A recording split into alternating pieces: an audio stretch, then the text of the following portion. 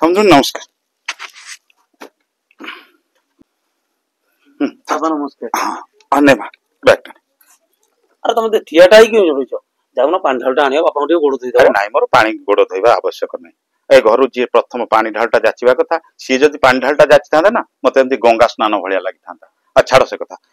बाबा बोल घर चलो। नहीं नहीं मुई बसी। अरे तुम एमती थिएटा ही रही तो बापा को पानी गिलास आनी दियो नले से चेयर टा टिके आनी खेले दियो। बापा एडी बसम पानी नहीं। नाइ मा तू व्यस्त हो ना तू से ठिया तो घर मोर पानी भी छुईबा नहीं। देलो बापा चेयरटा दल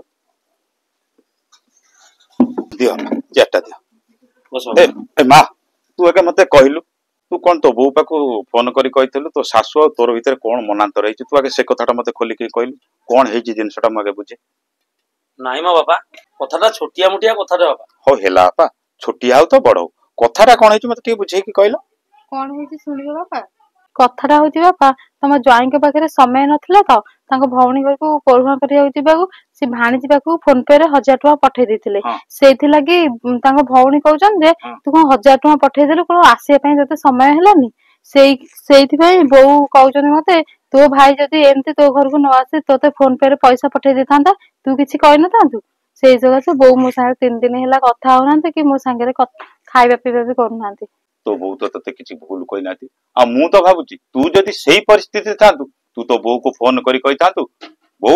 बापा ना छुआ समस्त संपत्ति रु अधे मते भागदारी दे बापा तुम एमिति कोन कहू बाबा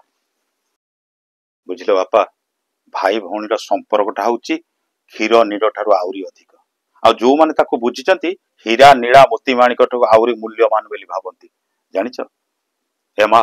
भौणी घरे भाई पहुंची गले भौणी रो गोटा बळ आ भणजा भाणीजी कर माँ कोल स्नेह ठारू माने मामो कोलर स्नेह को से माने आउरी आदरी नियंती तार यथार्थ प्रमाण रही जेतेबेले माँ कोल रे पिलाटीए थाए सेई माँ निज मामूर प्रतिछवि देखई पारेनी बेली जन्म मामू को देखई से पिला को खाइबा को दिए कहलु माँ से मामू केते महा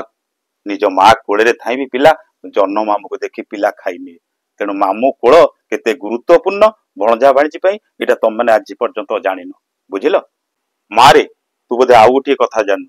सरकार को नियम अनुसार ये संपत्ति रे तो ज्वाइर जेतिके अधिकार से झीर भी सेतिके अधिकार तेणु भौणी प्रति तांको भाईर किछि कर्तव्य रही जदि सुचारू रूपे से कर्तव्य को पालन करिवे भाई भौणी का संपर्क रहिबो कारण भाई भौणी संपर्कटा मझिरे गोटे अड़ुआ सूतार जदि गंठी पड़ी जाए ना ए घर मझिरे गोटा पाचेरी उठी जीवो आ भाई भौणी संपर्कटा बाप माँ पई भी भिन्न होई जीवो समुंदी तमे बयसर सान हेले भी तम विचार को मोर मुंडिया मारे की इच्छा नाही समुंदी तमे समिति को ना मते भारी लज्जा लागलानी नाही एथा लज्जा लागियार किछ नाही समुंदी सब बापा माँ माने आसी जो जो कथा सुनी सपोर्ट करन समुंदी तमे जो विचारटी कला ना ए दुनिया गोटे बड़ शिक्षा देला ए बहू तू एथर काम सारे खाइबू तो